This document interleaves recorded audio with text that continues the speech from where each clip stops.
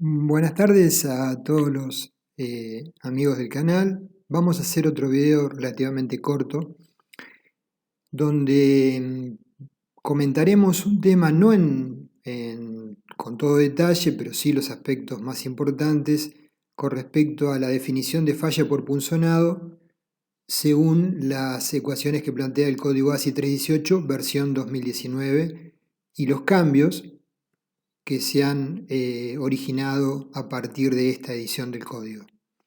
Cambios que son motivados naturalmente en una cantidad importante de ensayos que revelan que las expresiones deberían ser corregidas. Nosotros ya vimos cuando menos 2 videos de punzonado donde explicamos el tema en detalle para un alumno de grado de hormigón, cátedra de hormigón. No lo vamos a repetir, simplemente ustedes, si están proyectando estructuras, sabrán que este tipo de fallas se dan en losas, por ejemplo, apoyadas en forma directa sobre vigas, en donde la falla es troncocónica con forma espacial, eh, abrupta, frágil, sin ningún tipo de preaviso, tal que se producen situaciones como las que vemos, en donde naturalmente ante cualquier indicio de posibilidad de falla, el propietario de alguno de esos vehículos, imagínense el que quedó colgado de la columna, lo hubiera retirado. Entonces, este tipo de fallas suelen estar asociadas con colapsos progresivos, porque la caída de una losa sobre las subsiguientes generan la caída en damero de la totalidad de las losas.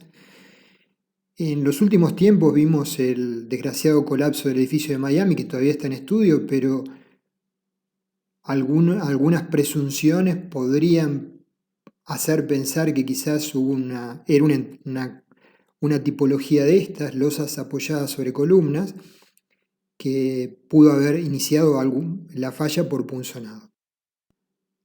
Una ampliación de la foto donde se ve uno de los vehículos cómo ha quedado apoyado sobre la cabeza de la columna. Estas columnas en particular tenían conformación rectangular, que no es la más eficiente ni eficaz para el fenómeno de punzonado, eso ya lo hemos desarrollado con amplitud en los videos de punzonado, que los invito a que los vean. En cuanto a los modelos de rotura, esto es un ensayo. La falla se produce en forma de cono o pirámide truncada y se puede producir a lo largo de 2, 3 o 4 lados según la ubicación en planta de la columna, con una columna interna, de borde o de esquina. Diferentes fotos que muestran de bibliografía, ensayos y las situaciones de rotura de las probetas. El ángulo de inclinación depende de si existe armadura o no, de flexión y de una serie de variables, pero puede estar entre 30 y 45 grados. Otras fotos de sucesos en los cuales se produjo este tipo de falla, en este caso nuevamente es un estacionamiento, la losa colapsó por punzonado y cayó afortunadamente sobre la inferior sin que se genere la falla subsecuente de la inferior que caiga sobre las demás. A la izquierda sí se observa una de las columnas con un pedazo de losa asociado que no llegó a colapsar. Por supuesto que la rotura en cadena ya lo vimos, lo estudiamos y vimos que se podía evitar la falla progresiva, la falla en cadena, mediante la colocación de una armadura inferior continua que pase sobre la columna en ambas direcciones con una cantidad tal que pueda sostener a la losa como una membrana, ¿sí? Y de tal forma no se evita que esa losa deba ser demolida, sino se evita que esa losa cause el colapso de las inferiores. Ya comenzando con lo que indica el código ASI 318-2019, una primera modificación es referente a la extensión de la armadura superior en el método simplificado que mencionaba que de la cara de columna debía prolongarse como mínimo 0,3 de la luz LN del vano, y ahora se agrega una condición más, que es la que ustedes pueden ver, de 5 veces la altura útil de la losa. ¿Por qué esta condición? Bueno, porque para losas con espesores como la inferior, importantes, losas muy cargadas, la condición de 5 veces D era más adecuada para controlar la extensión mínima de la armadura, de tal forma que esa armadura cruce la fisura potencial de punzonado, ¿sí? Y genere un mejor comportamiento frente a este tipo de falla.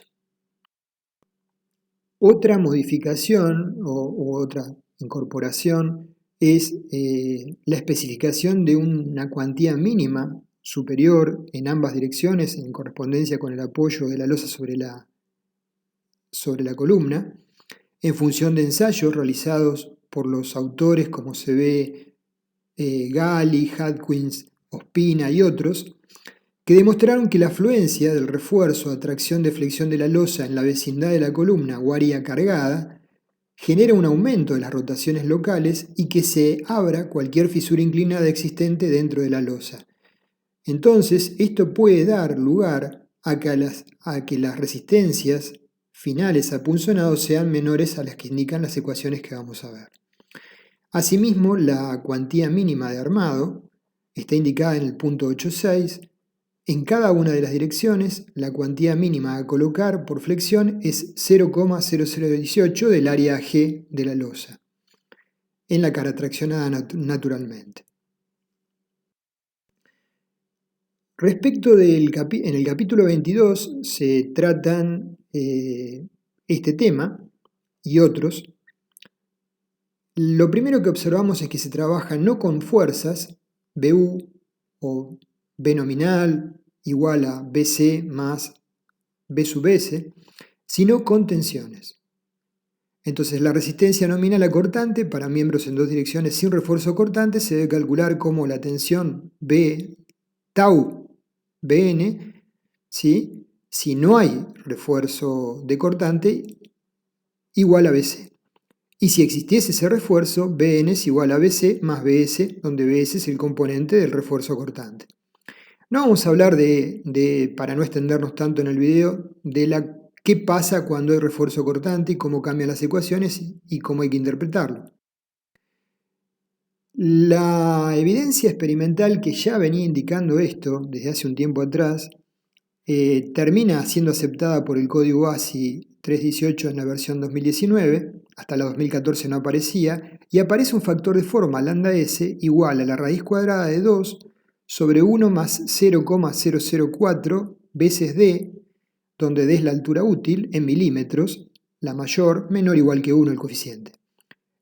Este coeficiente lambda S, a partir de alturas útiles mayores a 25 centímetros, comienza a ser menor que 1. Para alturas útiles mayores que 30-35 centímetros empieza a tener una incidencia importante porque se reduce a valores menores a 0,9 y más chicos aún. O sea que para losas de espesores relevantes, D es la altura útil. Si 25 tiene como altura útil, la altura H total de la losa se supone que es de 28 o más. Quiere decir que para losas de alturas útiles mayores de altura total, H, mayores a 35 centímetros, empieza a manifestarse este fenómeno que reduce las resistencias que se encuentran a través de los ensayos, se llama efecto de tamaño. Entonces las expresiones que aparecen para determinar BC, la tensión BC, no la fuerza, son las A, B y C, son iguales a las del código ASI 318-2014 con la excepción de que aparece el factor lambda S en todas ellas, que tiene la expresión que vemos arriba. La primera expresión arroja la menor resistencia para una columna cuadrada o circular, la segunda para una columna rectangular y la tercera para una columna de borde, ¿sí? Ya sea con un borde libre o con ambos bordes libres o con una relación D sobre B0 desfavorable.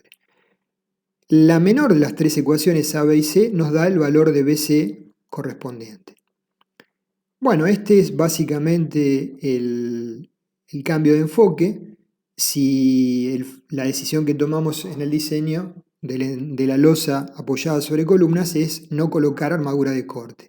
En un video más adelante veremos qué pasa cuando sí lo colocamos y cuáles son los cambios. Bueno, gracias por la compañía, los veo en el próximo.